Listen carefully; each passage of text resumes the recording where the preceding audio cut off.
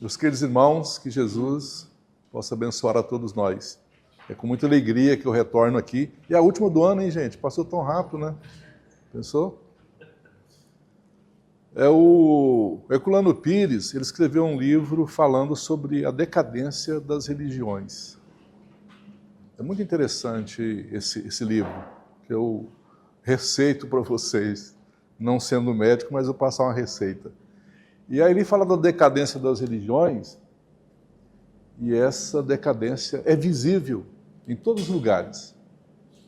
E aí a gente fala para os espíritas lembrar daqueles 2 mandamentos que o Kardec nos disse, para a gente instruir-se e a gente amasse uns aos outros. Se nós nos instruímos e a gente amar um ao outro, como Jesus falou, reconhecer-vos-eis por muito vos amardes. Aí nós não vamos deixar essa decadência que está dentro de todas as religiões entrar na doutrina espírita. Porque a doutrina espírita é o farol de iluminar a humanidade para o progresso, para a conquista do futuro, que já está aqui às nossas portas, às nossas mãos. Então façamos isso em nome de Kardec e em memória constante de Jesus. A gente estudar e a gente aprender a amar um ao outro e afugentar de vez esse tipo de coisa que corre dentro de todas as religiões hoje na Terra, infelizmente, viu, gente? Infelizmente, é muito sério. Mas eu não vim aqui para falar disso hoje não, viu, gente? Como ontem foi o Dia dos Mortos, eu vou falar da morte. Quem é que tem medo da morte? Um ali levantou a mão. Tem mais gente que tem medo da morte? Tem não? Então tudo bem. Já morri muitas vezes. Eu também, já morri muitas vezes. É o seguinte. Aí, esse assunto é muito complexo. Falar de morte é um assunto muito complexo, porque tem muitas variantes esse problema da morte. A morte é um assunto sociocultural. A gente pensa que não, mas é um assunto sociocultural, porque cada cultura, cada povo encara a morte de um sentido, de uma maneira conforme a sua cultura. No Livro dos Espíritos fala para a gente na questão 68 que a morte é o esgotamento dos órgãos. É como uma máquina que vai trabalhando, as peças vão desgastando e tal, e vai complicando até que ela para de funcionar completamente. E é um processo biológico perfeito. É perfeito o processo da morte. Porque sem a morte, nós não renovaríamos as populações no mundo. Então a gente precisa da morte para isso. E é interessante, como é multifacetado esse assunto e complicado, quando eu estiver falando, alguém quiser fazer uma pontuação, levantar a mão, colocar alguma coisa, por favor, viu? Até ajuda. Porque às vezes a gente fala determinado ponto e não esclarece o que alguém gostaria que fosse esclarecido. Então pode levantar a mão e falar, essa interação é muito bom. Eu fiz há certo tempo, eu fiz essa mesma palestra e as pessoas interagiram e ajudou muito mesmo, porque muita gente ia levar dúvidas e como eles perguntaram, foi possível a gente intercambiar as nossas ideias e esclarecer os fatos. Então, como é um processo biológico, nós precisamos disso. Olha, quando a gente desencarna, a gente nasce no mundo espiritual. Ali no mundo espiritual, há uma equipe de amigos, de parentes, de companheiros de outras eras nos aguardando, fazendo festa pela nossa chegada, pelo nosso regresso ao mundo de origem, de lá que realmente nós viemos. Da mesma forma que a gente fica feliz, faz festa, prepara. Imagine, quando está vindo um neném para a nossa família, a mãe fica ali 9 meses, aguardando aquela expectativa, aí vai arrumar roupinha, vai fazer isso, fazer aquilo outro, é tanta coisa, não é? Então é o mesmo processo. Um nasce no mundo material, e o outro nasce no mundo espiritual. E a gente tem que aproveitar tudo isso para a gente entender esse mecanismo. Os espíritos nos falam, isso é documentado cientificamente, né, que quando o indivíduo está desencarnando, começa pelos membros inferiores. Então ele vai eliminando determinados fluidos, que faz parte da nossa organização espiritual. Nós somos um complexo espiritual, físico, biológico, magnético. E aí a gente vai liberando os nossos fluidos, e aí ele vai formando um duplo etéreo, mais ou menos próximo da nossa cabeça. Lentamente, vai formando, nós vamos eliminando aqueles fluidos, vai formando aquele corpo espiritual, esse duplo etéreo, até, isso é variável, viu, gente? Não é para todo mundo, não é igual, não. Tem uns que são liberados mais rápido, outros demoram mais tempo. E aí, quando todos esses fluidos já liberados do corpo, formam um outro corpo igualzinho, ainda fica ligado em alguns órgãos vitais, no coração, fígado e outros órgãos, até que realmente esses laços são rompidos, aí o indivíduo realmente está apto para entrar no mundo espiritual. E a gente tem que lembrar uma coisa também interessante, é que morrer, olha o quanto isso é interessante, morrer não é o mesmo que desencarnar. São coisas diferentes, viu? Sim? Eu sou cuidadora de idoso, então eu não tenho medo da morte. Eu tenho medo da maneira, do processo, que, por exemplo, que eu vou chegar a desencarnar. Uhum. Porque eu já cuidei de muita gente, eu cuido até hoje, né? Então eu vejo, sabe? A gente vê as pessoas às vezes desencarnam rápido, como você fala. Cada um tem sua maneira. Que Demora. Desencarnar, Mas essa preocupação é normal. Então medo, né? a gente vai verificar que, na verdade, a morte não dói, né? O indivíduo está ali devido ao seu apego, às vezes, ao corpo físico. Quando eu era jovem, ou mais jovem, né? Nós fazíamos uma campanha na porta dos supermercados e levávamos mensagens para distribuir na porta do supermercado, pedindo às pessoas que colaboravam e dava aquela mensagenzinha. E a gente selecionava as mensagens, né? E um dia eu dei uma mensagem para o sujeito na porta do supermercado, era do Humberto Campos, a mensagem era: treino para a morte. Nossa. Gente, foi muito engraçado. O cara bateu o olho na mensagem: treino para a morte, jogou fora. Aí ele largou a mensagem, jogou fora. Mas é muito interessante aí o que o Humberto de Campos fala para a morte, né? Aí ele fala, Humberto de Campos, que ele ficou constrangido quando ele foi solicitado por companheiros encarnados para falar a respeito desse treinamento para a morte. Ele ficou constrangido e falou: olha, tem 20 anos que eu desencarnei. Então era muito melhor vocês terem convocado o Emmanuel, os espíritos que estão muito experientes, espíritos mais preparados, evoluídos, para falar da morte, mas não sobrou para ele. Aí ele falou: olha, comece treinando para a morte, deixando o cigarrinho. Deixa o cigarro. Cuidado com o garfo, o excesso que a gente come. Cuidado com os excitantes, o álcool.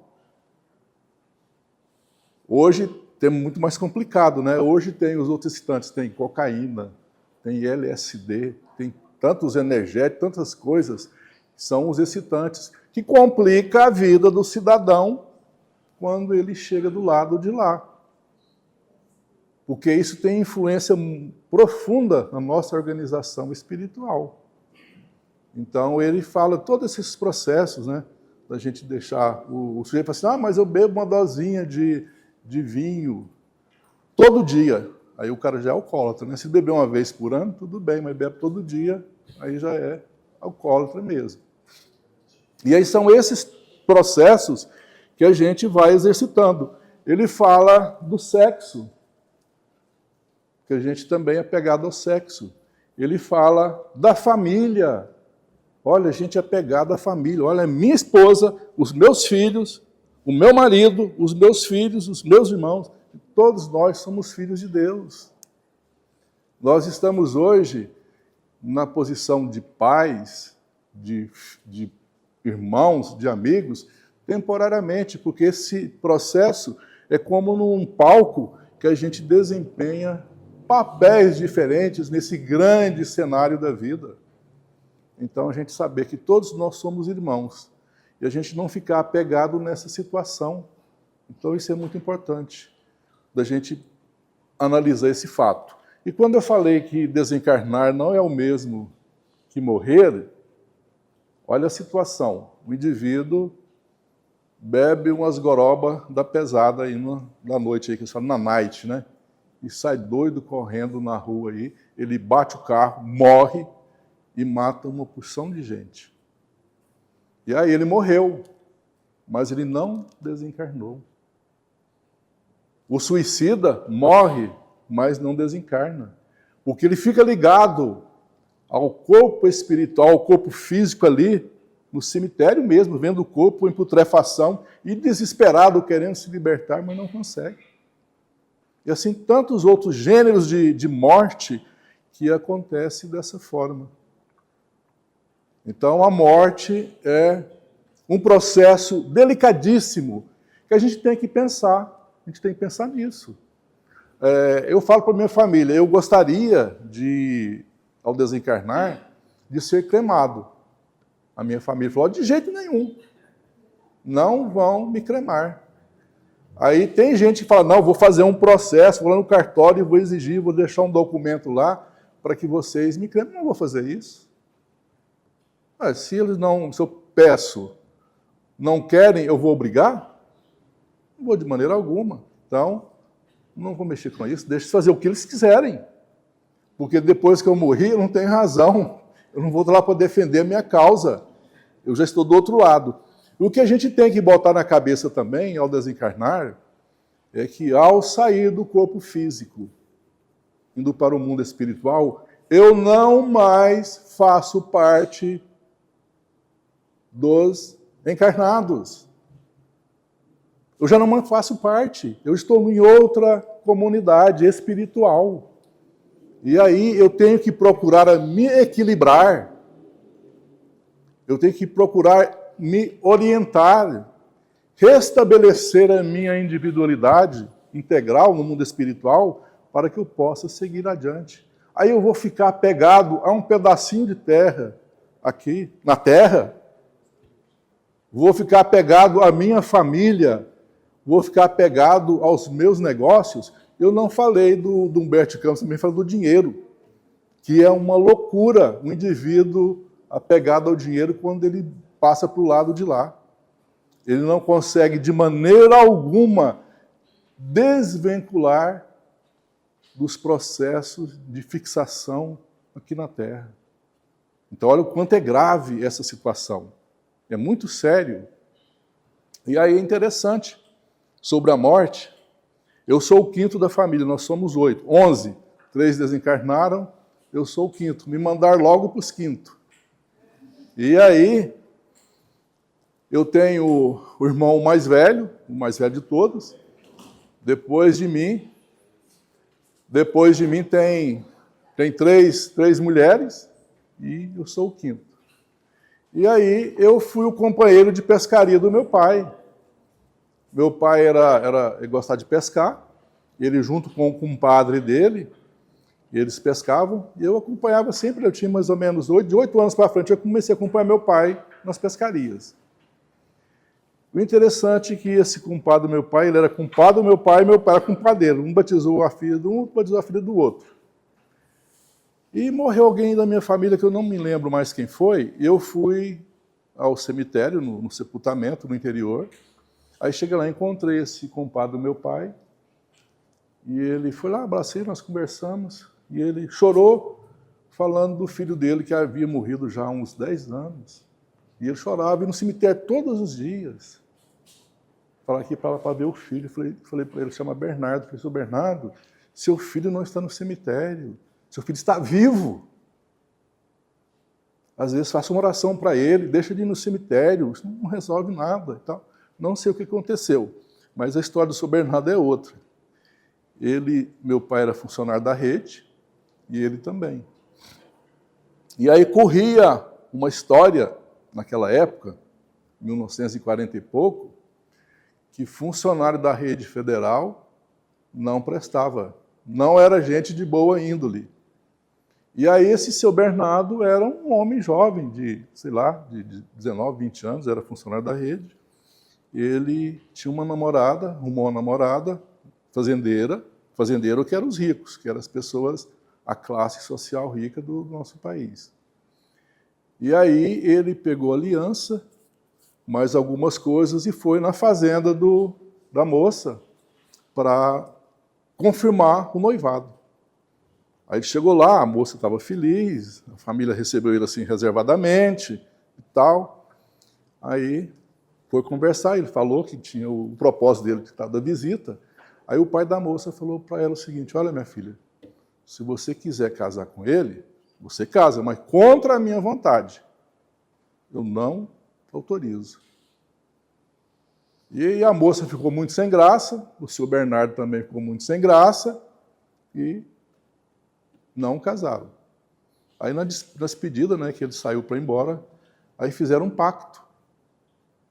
A moça falou assim: olha, não vou casar com ninguém porque eu te amo, você é o homem da minha vida, mas eu te libero para casar com quem você quiser. Você não precisa de ficar solteiro, eu não vou casar. E aí fizeram um pacto: quando eu morrer, eu te busco. Se você morrer primeiro, eu venho te buscar. E aí fizeram esse pacto. A moça não casou, eu conheci essa senhora. Eles eram mais ou menos a idade do meu pai. Meu pai desencarnou com 98 anos, também tinha mais ou menos essa idade. E aí o seu Bernardo casou, teve uma família, 4 ou 5 filhos, se não me engano. E aí eu só soube da história depois de acontecido o fato. Aí a senhora morreu, primeiro do que ele, e lá na minha cidade anuncia no alto-falante que fulano de tal morreu, tal, que vai ser velado em tal lugar, não sei o quê. E aí o povo vai lá na igreja, depois leva para o lugar de velório, e o seu Bernardo foi lá para visitar, né, visitar a morta, e é que o homem desencarnou. E aí depois que aconteceu isso, que minhas irmãs me contaram, sabe? Olha que pacto danado, hein? Pensou? A hora que ele soube que ela desencarnou, ele tremeu nas bases. Ah, com certeza. E aí eu tenho uma irmã, a mais velha das mulheres, que fala que o dia que o marido dela morreu, ela morre também, porque ela não suporta viver longe dele. Eu falei: ih, ele danou-se. Eu falo para ela: olha, isso não vai acontecer não, hein? Aí nós somos 8, tem 4 viúvos. Tem um irmão, o caçula é viúvo, e 3 moças. Aí eu falo para o meu cunhado, né, que dessa minha irmã, só sobrou ele, dos maridos, só sobrou esse. Eu falei: rapaz, você é o próximo, hein? Ele quase morre de medo. Eu falei: já foi todo mundo, da minha família não foi ninguém. Você é o próximo. Professor, eu tenho a impressão que as pessoas que falam que têm medo da morte, eu acho que a grande maioria tem medo da dor. E aí nós vamos lá no Livro dos Espíritos, Kardec pergunta para os espíritos, se morrer dói. Não dói. E os espíritos são categóricos em afirmar não. A primeira palavra fala não. Não. Porque quando na passagem o espírito já tem tanta vontade de se libertar, que aquele, por exemplo, o tremor do corpo, aquela coisa, a pessoa acha que ele está sofrendo, não, ele está doido para ficar livre daquele. É o corpo libertando já. Ele está se libertando, né? Então é categórico, lá no Livro dos Espíritos, Kardec fala que não, né? É isso aí. Mas eu acho que o temor também se deve ao desconhecido. É aquela dúvida, será como é que vai ser? Aqueles que acreditam em céu e inferno, falam: não, será que eu vou? É exatamente isso aí. É o inusitado. Você sabe por quê? As religiões encheram a nossa cabeça de terror. Justamente. A nossa cabeça. Então, hoje, por exemplo, a morte, ela vive na hipocrisia dos sacerdotes. Olha, morre um indivíduo rico. Você já viu o padre chegar lá e falar que o indivíduo era um elemento? Ele era isso, era aquilo? Eles não falam. A única coisa, me parece, que a igreja impede quando o indivíduo morre é o suicida de não ir na igreja. Me parece que tem esse... Que mais precisa. Aí tem esse negócio. Olha que estranho, gente. Olha que coisa estranha. Os evangélicos, eu já vi outras pessoas falarem assim, olha, não pode rezar para os mortos. Que coisa esquisita. Então, olha, um familiar desencarna, e aí a gente não pode rezar para ele. Então, o que é isso? São as religiões que põem isso na cabeça dos outros. E olha que interessante. O nosso conhecimento da morte, aqui nós ocidentais, a gente tem esse conhecimento da morte da cultura greco, judaico. Então, esse é o nosso conhecimento. Cristã. É greco, judaico, cristã. Então, a gente tem esse pavor da morte, e é bem explicado. A morte, em grego, é Thanatos, é o deus da morte. E o Thanatos é filho da Nix, a noite. E o pai é Erebus, a escuridão. Olha que coisa. Então, Nix é a mãe do Thanatos, que é o deus da morte, e o pai é Erebus, a escuridão. E ele é irmão gêmeo do Hipnos, que é uma morte aparente. Do sono, né? Tá vendo? Então, o Hipnos, o sono é uma morte aparente. E aí, o povo, a gente tem medo. Olha, o que eles colocam pra gente na nossa cultura? Por isso que eu falei que é cultural a morte. Eles colocam aquelas caveiras. Pô, a gente tem que ter medo daquele trem mesmo, não tem? Você vê uma caveira, uma máscara, que tem mais feio, horrível. Sim. É o seguinte, quando a pessoa comete um suicídio, mas ele é uma pessoa que ele é adoecida por ele é considerado a morte ou desencarne? É o seguinte, a pessoa já é doente, né? Ele não tinha controle da sua personalidade. Tem aquela atriz americana, Marilyn Monroe, famosíssima aquela mulher, ela fala que ela suicidou, né? Aos 20 e poucos anos, sei lá, suicidou. Era uma atriz belíssima, que chamava a atenção do mundo inteiro, e ela morreu. E aí foi com medicamento. E aí ela escreveu através de Humberto de Campos, Companheiros de Outra Terra. Tem lá uma mensagem que Humberto de Campos entrevistou ela, e ela falou para o Humberto de Campos que ela não suicidou. Ela tomou um medicamento enganada. Ela tomou um medicamento lá, sei lá, na situação que ela estava, e ela desencarnou. Então, é relativo. É relativo esse problema da morte, do suicida. Depende. Então, que no caso, ela não é uma suicida. Ela não suicidou, ela tomou o remédio ali, ela não sabia o que estava fazendo e morreu. Tem um fato, esses fatos da morte, então, como é muito complexo e variado, né? Para cada tipo de gente. Por exemplo, os japoneses, o indivíduo morre, eles fazem festa, cremam os corpos e guardam a cinza nos potinhos, que é mais econômico, né? Se é caro lá para fazer isso, mas guarda lá. Questão da cremação. Uhum. Como é que fica um espírito que morreu, né, o corpo que morreu, e faz a cremação? Como é que fica? Você sabe que quando a pessoa é enterrada, às vezes não tem muito esclarecimento, não foi muito bem aqui na Terra, o que acontece? Os vermes vão chegar lá, vão lá embaixo, e como é que ficaria essa questão de uma pessoa dessa que morreu, ficar a cremação dele? Certa vez eu falando com alguns amigos que queria ser cremado, eu falei, Deus me livre, esse negócio é muito quente. Eu falei, e se você vai debaixo da terra sem poder sair também, não é muito complicado? É que durante a morte, nós aqui, por exemplo, nosso sepultamento, a gente espera determinado período. 24 horas, né? É o ideal. 24 horas é o ideal para sepultar. Na cremação é mais ou menos esse mesmo período, porque nesse período acontece do indivíduo já ter libertado do corpo. Possível, mas alguns continuam. Se ele ainda estiver ligado ao corpo, que vai sentir o desespero da cremação, ou mesmo o desespero do sepultamento lá no túmulo, ele vai porque ele é merecedor. Porque existe dois problemas. Tem a morte aparente, a letargia e a catalepsia. Então são duas mortes, chamadas de morte aparente. Que o indivíduo tem todas as características da morte, sepulta ele, e ele acaba desencarnando no sepultamento, porque ele estava vivo.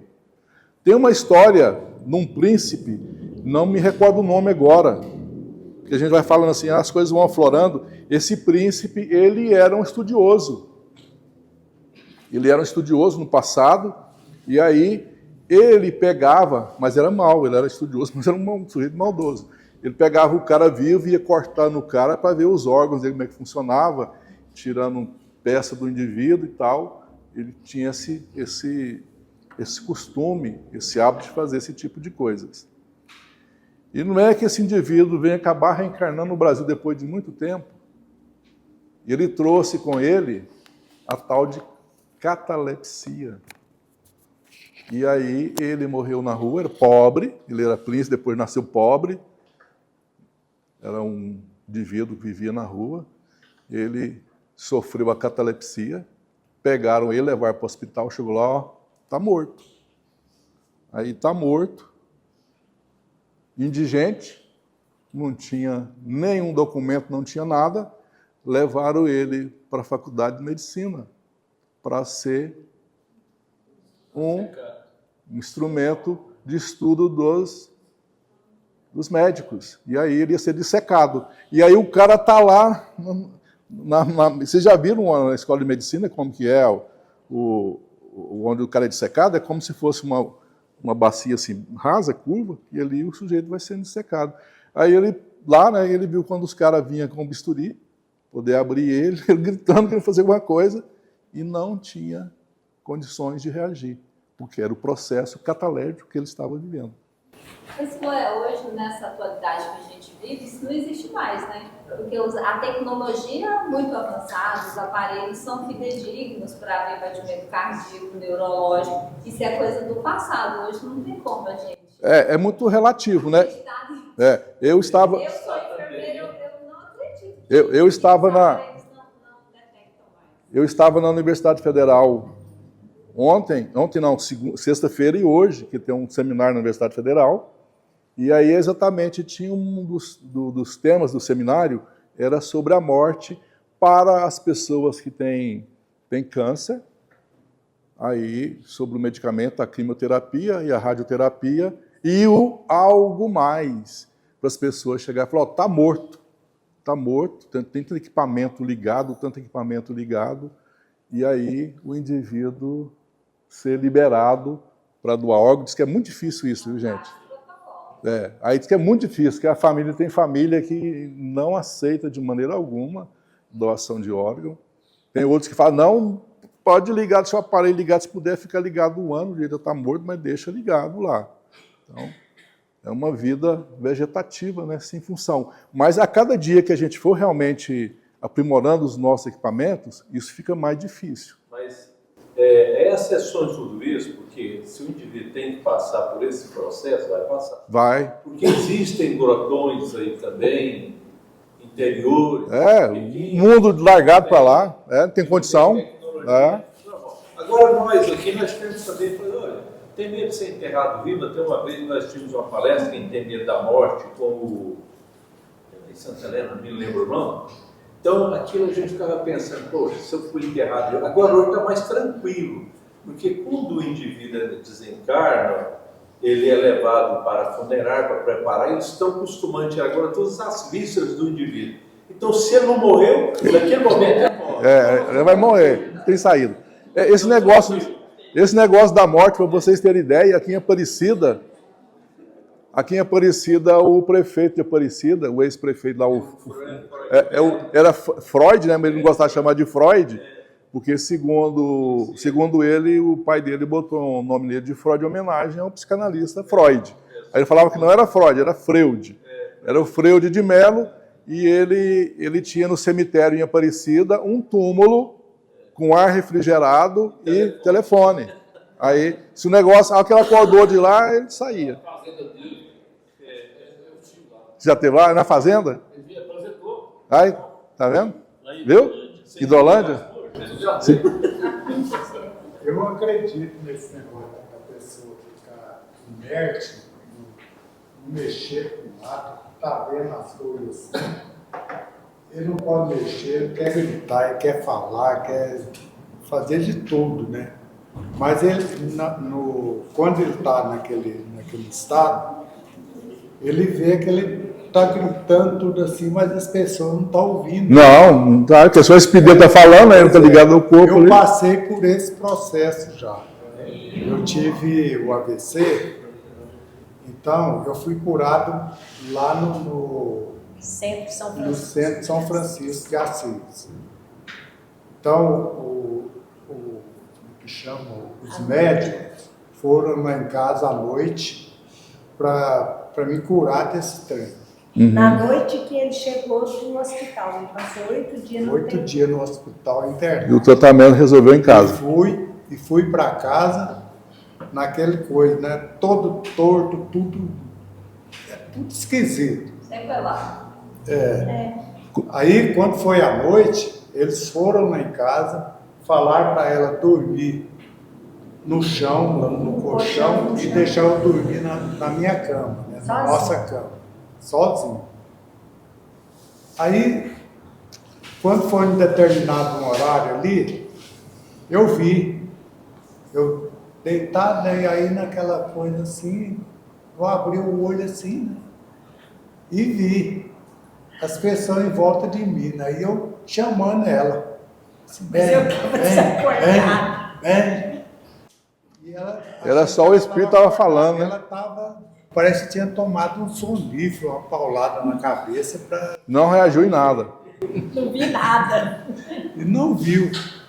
E eu vi as pessoas tudo em volta de mim, tudo em cima. Assim, E ele de mim, ó, dormiu todo torto. todo torto. Todo. Aí as pessoas em volta de mim assim, ó, voando, sabe? Eu via daqui para cima, assim.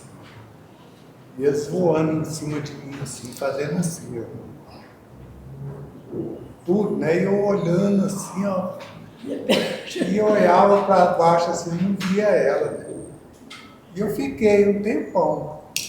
Quando pensa que não, deu apagão lá, eu Não é seu bom? comecei a dormir, né? Aham.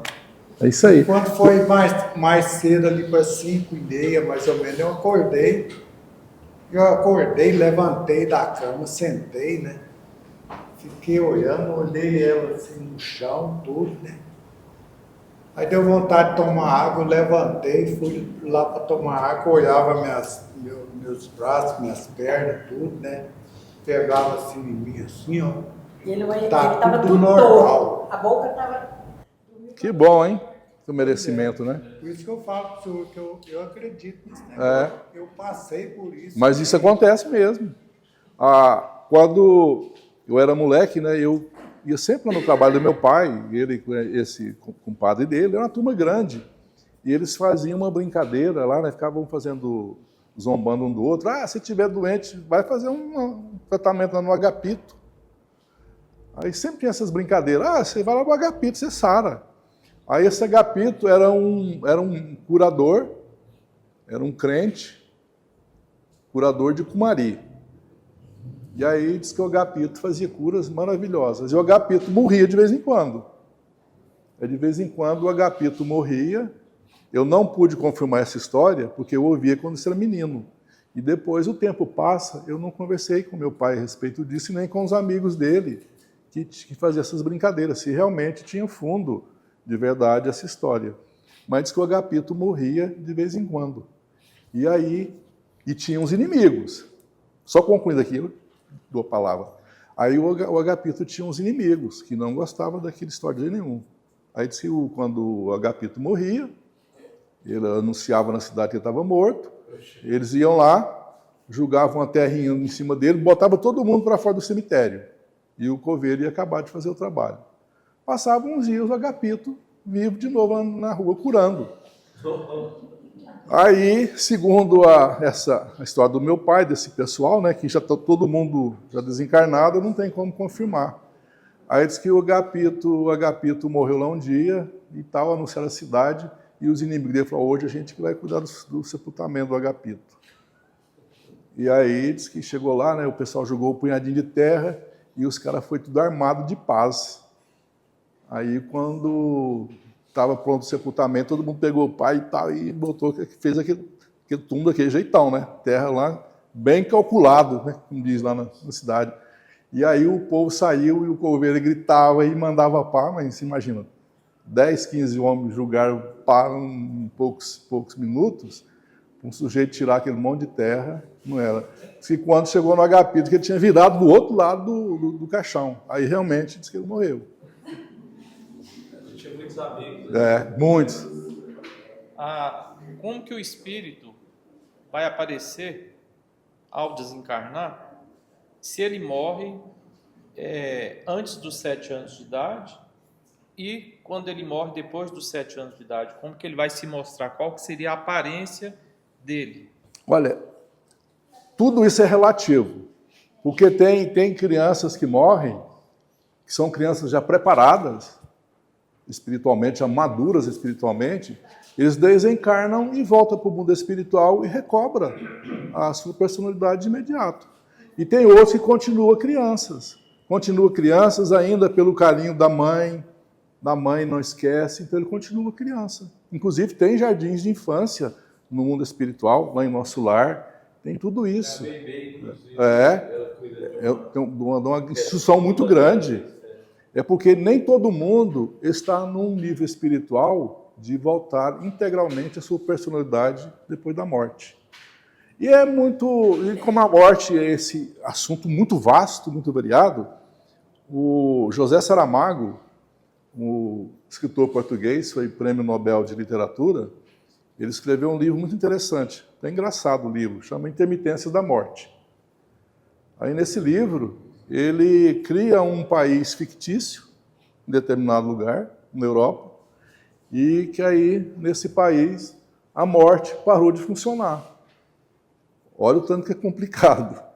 O sujeito ia adoecendo, e ia adoecendo lá no país, levava ele para o hospital, mas o cara não morria. Aí eles iam acumulando gente, né? Aí o sujeito tinha acidente, não morria. Aí começaram a contrabandear morte. Aí, para ele morrer, tinha que sair do país.